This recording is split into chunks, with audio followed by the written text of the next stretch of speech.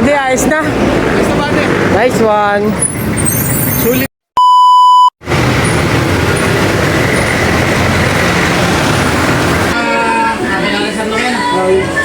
Ito sir, check nyo na lang. Ito yung pinagpalitan.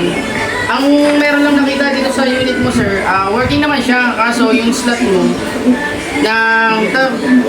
pag hindi maganda ang kabit mo, ay nagulot. Kaya siya namamatay kasi kakaroon siya ng garbold. Pag napansin mo yung garbold na parang sa monitor, kasi hindi ka sa